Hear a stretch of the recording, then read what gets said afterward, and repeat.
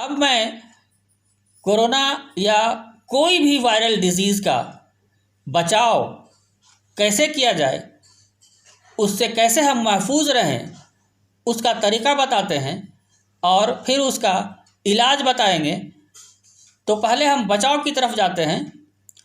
उसमें हमको सिर्फ अपना इम्यूनिटी पावर को मजबूत करना है।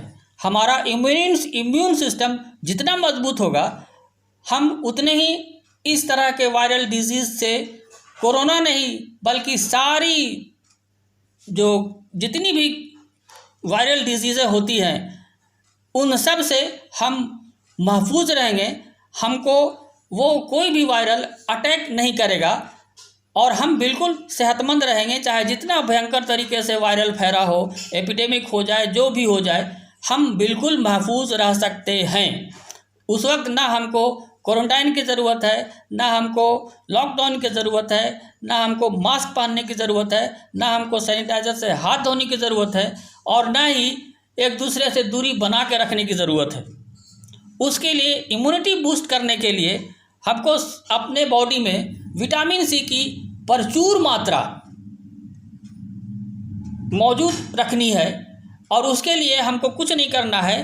पर डे यानी एक दिन में हमारे बॉडी में 0.2 ग्राम विटामिन सी अगर रहता है तो हमको कोई भी वायरल अटैक कभी नहीं होगा। 0.2 ग्राम विटामिन सी का मतलब होता है कि आप एक मीडियम साइज़ का अमरूद खा लीजिए, या 2 संतरा ले लीजिए, या 2 मौसमी खा लीजिए, या 3 आम खा लीजिए, या 4 मीडियम साइज़ का टमाटर खा लीजिए। अगर आप डेली अपने ग़िज़ा में, भोजन में, अपने फूड कैटेगरी में इसको शामिल कर लेते हैं हमेशा के लिए, तो आपका इम्यूनिटी पावर हमेशा हाई रहेगा। आपका रोग प्रतिरोधक क्षमता बहुत ऊपर हाई लेवल में रहेगा और आपको कोई भी वायरल अटैक नहीं हो सकता है।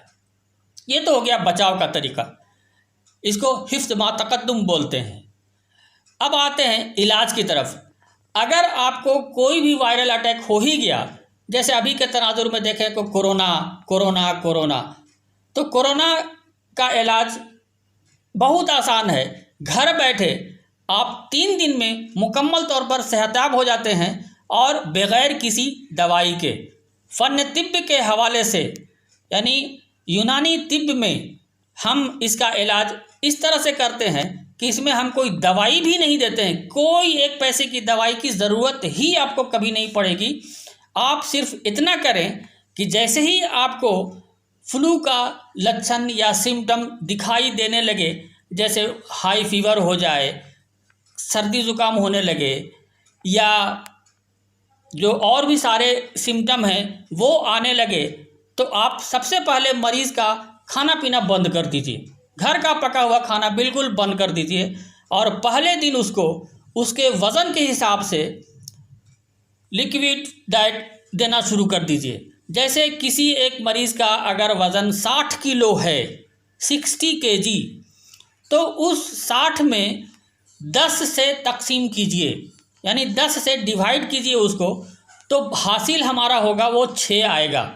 10 छके 60, तो 6 गिलास साइट्रस फ्रूट जूस वो होता है, जैसे मौसमी हो गया, संतरा हो गया, पाइनएप्पल हो गया। ये आप 6 गिलास जूस उस मरीज़ को घंटे घंटे दीजिए। जूस को छानना नहीं है, फाइबर के साथ जूस पिलाना है और वो भी एकदम सिप करके। 1 गिलास जूस अगर पी रहा है तो कम से कम 15 मिनट टाइम लगाए वो। और 6 गिलास कोकोनट वाटर 6 गिलास भी देना है। उसको भी उसी तरह से धीरे धीरे पिए मरीज़, हर घंटे, यानी एक बार साइट्रस फ्रूट जूस, एक बार नारियल का पानी, कोकोनट वाटर अल्टरनेट करके हम देंगे। दिन भर में उसको 6-6-12 गिलास देना है। पहले दिन का ये उसका खुराक हो गया। दूसरे दिन उसको उसके वज़न में, यानी 60 किलो के वज़न का आदमी का 60 में 20 से तकसीम करेंगे, यानी 20 से डिवाइड करेंगे तो हमारा हासिल आएगा 3, 20 या 60। तो 3 गिलास साइट्रस फ्रूट जूस और 3 गिलास कोकोनट वाटर, और शाम के वक्त में उसको उसके वज़न में 5 से गुना करके, यानी 60 गुने 5 बराबर 30, 300 ग्राम, 300 ग्राम उसको टमाटर और खीरा खिला देना है। यह दूसरे दिन का खुराक हो गया उसका। इस 2 दिनों में उसका टेम्परेचर 101 से 102, 103 इस बीच में रहेगा। दूसरे दिन तो 101, 102 के आसपास ही आ जाएगा। और इस टेम्परेचर के लिए किसी भी तरह की गोलियां नहीं देनी है, अंग्रेज़ी दवाई नहीं देनी है, किसी भी तरह की दवाई नहीं देनी है। ये टेम्परेचर रहना बहुत ज़रूरी है हमको वायरस को मारने के लिए। अब आप पूछेंगे कोकोनट वाटर क्यों दिया जाएगा? कोकोनट वाटर हमारे बॉडी में डिहाइड्रेशन को दूर करता है, क्योंकि जब हाई फीवर होता है तो हमारा बॉडी डिहाइड्रेट हो जाता है, यानी पानी की कमी हो जाती है। और कोकोनट वाटर से बढ़िया कुदरती तौर पर खुदा का बनाया हुआ गॉड मेड मिनरल वाटर है, जिससे हमारा बैलेंस हो जाता है, हमारे बॉडी में पानी की कमी दूर हो जाती है। और साइट्रस फ्रूट जो हम जूस लेंगे, उस जूस के चलते हमारे बॉडी में विटामिन सी की भरपूर मिकदार आ जाती है, यानी 6 ग्राम पर डे चाहिए। तो उतना जूस अगर हम पिएंगे तो 6 ग्राम 6 ग्राम विटामिन सी हमको मिल जाता है। तीसरे दिन का खुराक 60 किलो वज़न में 30 से तकसीम करेंगे, 30 से डिवाइड देने के बाद 2 बचेगा, तो 2 गिलास साइट्रस फ्रूट जूस और 2 गिलास कोकोनट वाटर देंगे 12 बजे तक। उसके बाद दोपहर के लंच में, दोपहर के खाने में उसको 300 ग्राम, 60 गुने 5 बराबर 300 ग्राम, 300 ग्राम हम उसको टमाटर और खीरा खिलाएंगे। रात में भी वही चीज़ देंगे। और अगर वो मरीज़ खुद से बोलेगा, फिर तीसरे दिन रात में वो खुद से बोलेगा ज़रूर कि हमको भूख लगी है, खाना दो, तो खाने में less oil, less dairy product, सादा खाना उसको दे सकते हैं, वो खाएगा। चौथे दिन आपका मरीज़ बिल्कुल सेहतयाब हो गया। इस तरह से आप किसी भी तरह के वायरल डिजीज़ से बिल्कुल आज़ाद हो सकते हैं।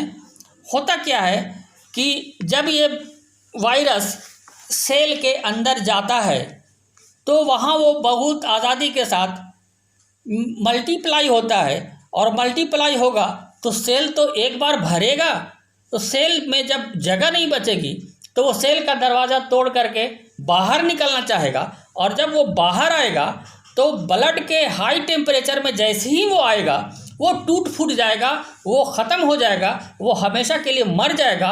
और हमारा सिस्टम जो है, हमारे बॉडी का सिस्टम, उसको हमारे बदन से, हमारे शरीर के अंदर से हमेशा के लिए बाहर भी निकाल देगा।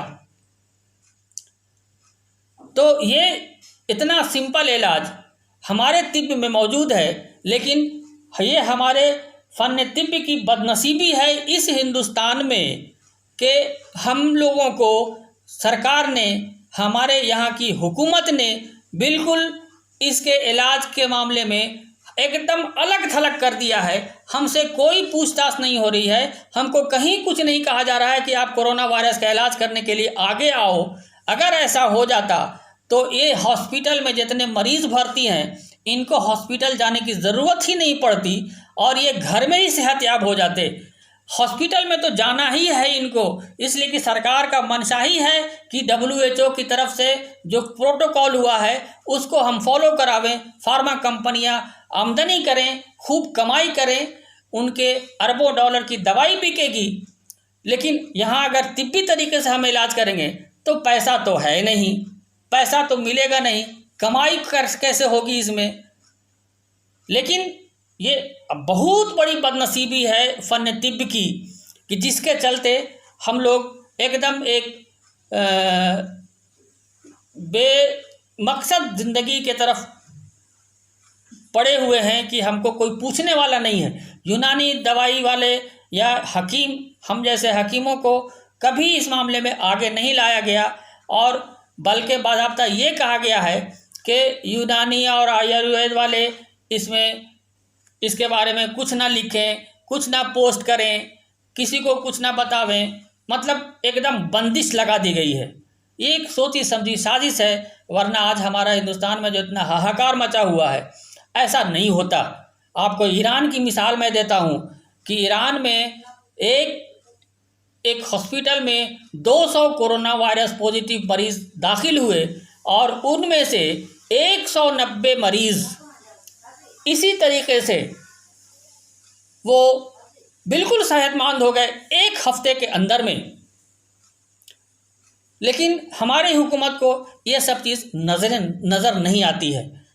अब अगर इस पर बात करें बहुत लंबी हो जाएगी, इसलिए मुख्तसरन अब मैं आपको बस इतना ही बोल करके अपनी बात ख़त्म करता हूँ।